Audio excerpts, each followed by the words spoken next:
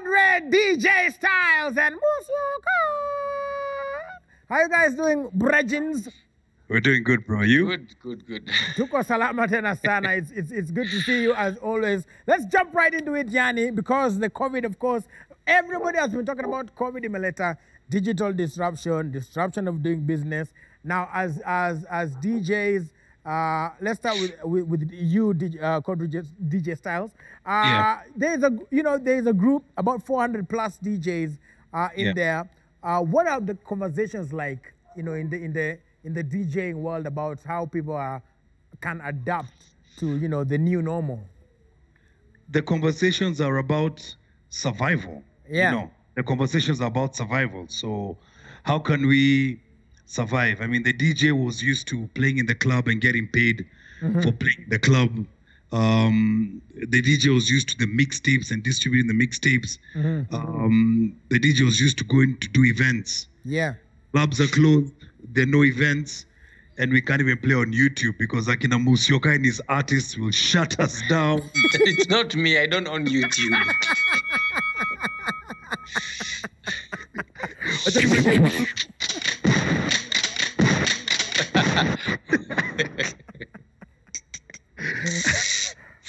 Musyoka unafunga watu? Hapana, tufungi watu. But that's the other thing though, Musyoka, I guess that challenge Styles amesema. So DJs they're not per se content producers, right? They will play a song that somebody else has the copyrights to. So in a situation like that, how do you see them adapting?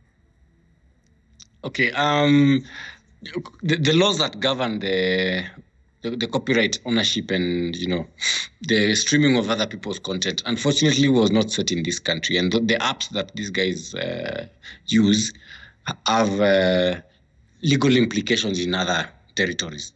So unfortunately, the people who distribute for us the content, we abide in in the laws of those territories. So I'm sure they're trying to figure out a way of how DJs can also stream online without having this content being struck off, and at the same time being able to monetize and earn a living out of it. Yeah. And that's the thing. You and Styles, you guys have been able to adapt, switch off, keep moving, and the likes. My question is, you've witnessed, when it comes to music, you've witnessed the sound change, right? Yes. Do you think that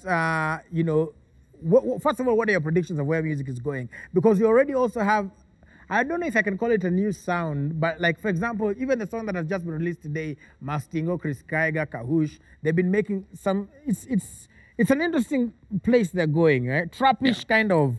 Do you think that our sound is evolving towards that direction? Or what do you foresee in terms of music? Sound will always evolve. Of course, the club scene was a very big influencing space of the kind of music that people create.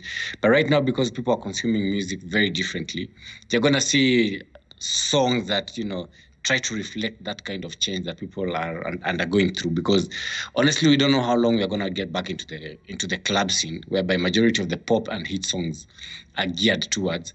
Like, there are some songs that have come out right now, they've become so big and we've not gotten a chance to enjoy them in a club setting. So, I mean, music will always change. Yeah. Music will always change to reflect the trends and the consumption patterns of the consumers.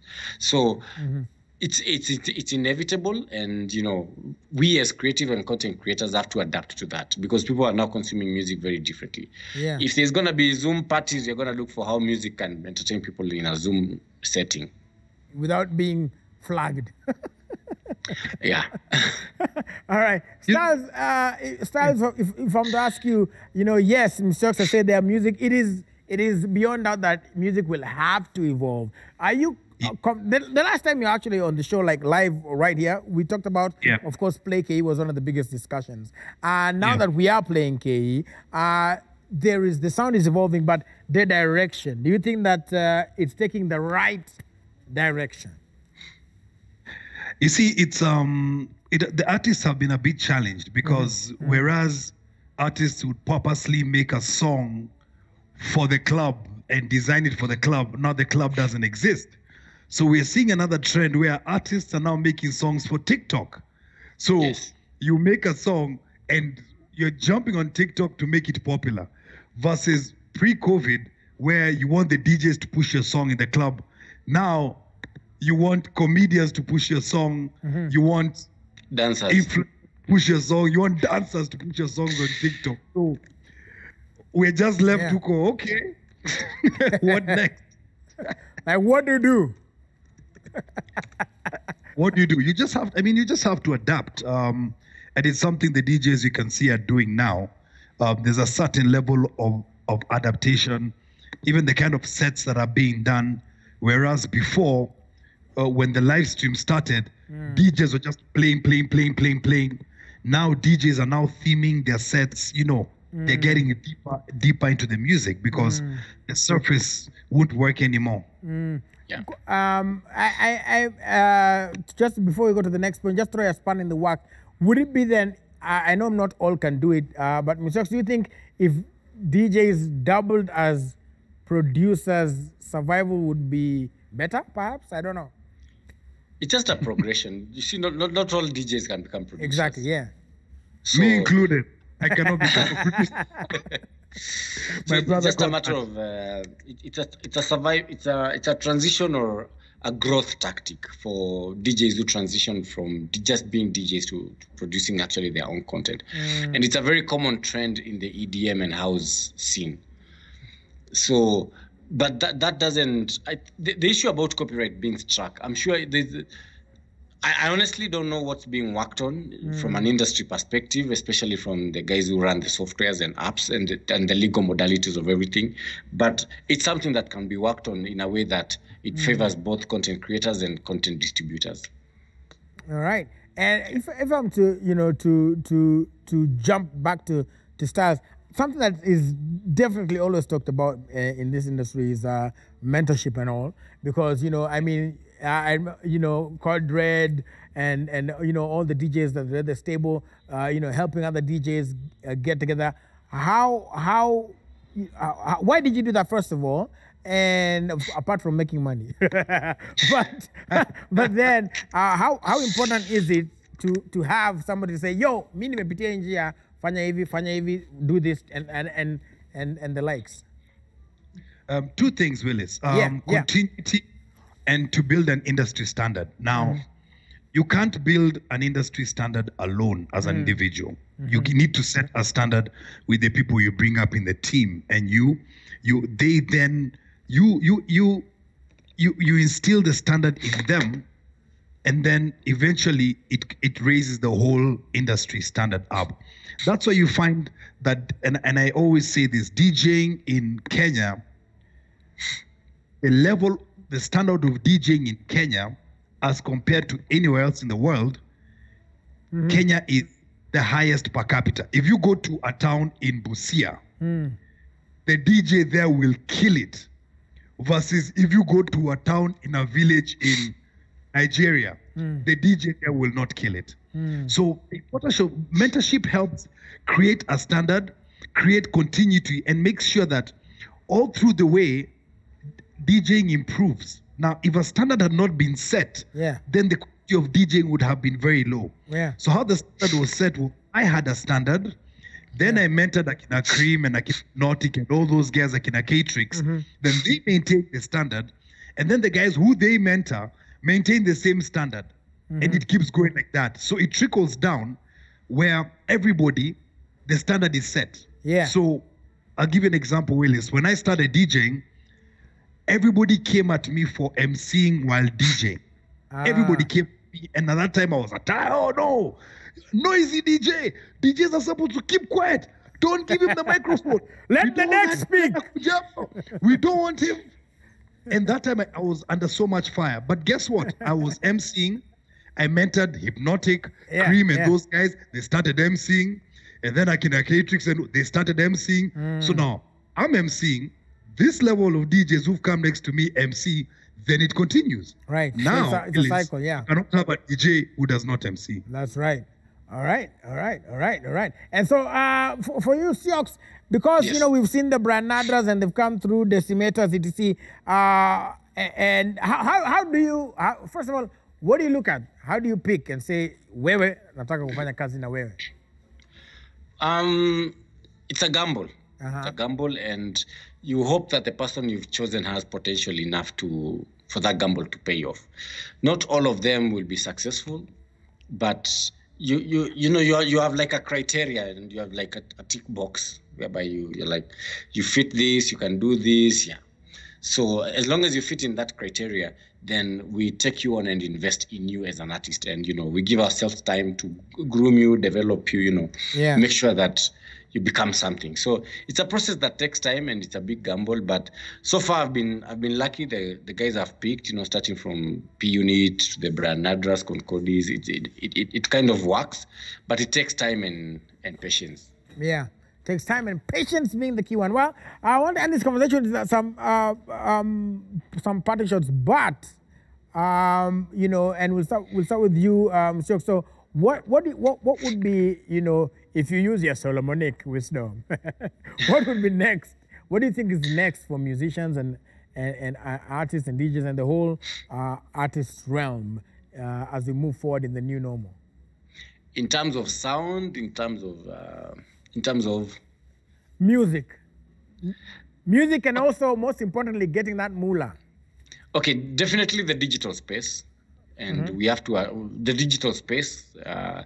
And one thing I feel very fortunate about being in the music industry is that the music industry was thrust into the digital stream, digital space at a very early stage. Like our experience in the digital world is almost 20 years. Yeah. From the time of the MP3, the Napsters, they're going into Apple Music. So we are kind of not operating in a foreign space. Yeah. The only thing we can do is that we can go out and perform and, give shows physically. But in terms of streaming music, creating content, we've already been exposed in the digital world. So we are kind of ready for it. I haven't really seen a big shift in our consumption patterns and also our distribution models, but that's bound, that's the future. So the future is in the digital space, and anybody looking to get into the industry, they have to be ready for that. The legal frameworks, the marketing frameworks, you have to understand all the policies, all the copyright laws and everything that's governing music in that space. Yeah. So definitely consumers are shifting to a huge chunk of their music consumption being on the digital space. All right. Yeah. Speaking about that digital space, Styles, in the digital space, in the beginning, of course, of COVID, the COVID-19 parties for the DJs, the numbers were great. Now they're kind of not the same. Let's call it not the same. Dwindling kidogo. What do you think then? What would you advise DJs and artists to do in terms of keeping up? And of course, you gotta pay them bills, man. Original content. I mean, the numbers were good in the beginning because of excitement. Yeah. But when DJs started doing the same sets over and over again, if the club guys are high, you can get away with it, huh? And then remember, as a club DJ, you're jumping from one club to another club to another club to another club. So I mean, you can get away with it. In the online space, it's very, very. In the online space, it's very, very different. You just can't get away with it. So what happened was people got fatigued from the same sets over and over again, and of course the numbers are dropped. Challenging DJs to now come up and create different themes, different concepts, move your parties to Zoom, do different kind of things. But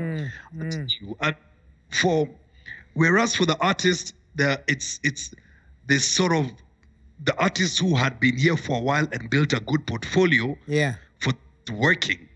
For the DJs now, we're sitting back thinking, what next? That's the session. What next? All right. Well, thank you so much for that. That is Code Red DJ Styles. You can follow him, Code Red DJ Styles with a Z. And then also at Eric Musioka on the Instagrams. Asanteni sana for all of your wisdom and input. We really do appreciate. Okay.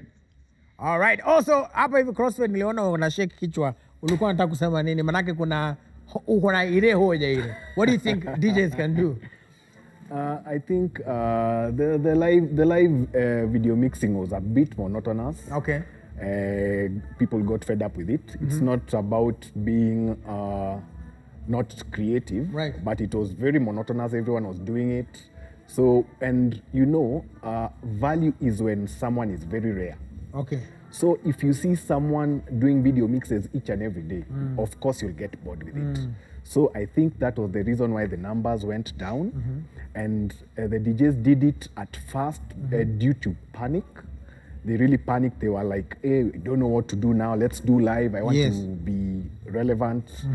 But the DJs also found out that there's nothing much they are gaining with it. So many of the DJs pulled out. Now it's the upcoming DJs who are doing the live mixes. The big DJs, there are very few who are doing the mixes. And I think it's because of that. All right. Styles, do you agree? No, I completely agree with CrossFit in terms of that. The few who are left are creating very original content. You know, so like he said, tiring, monotonous, you're playing the same genge tune every day. Of course, guys, tired. So original content is what's ruling now. And that's what they're looking forward to. All right, original. All right, well, asante sana one more time. Hapo hivyo ilikuwa ile just last tidbit. Tumeshukuru.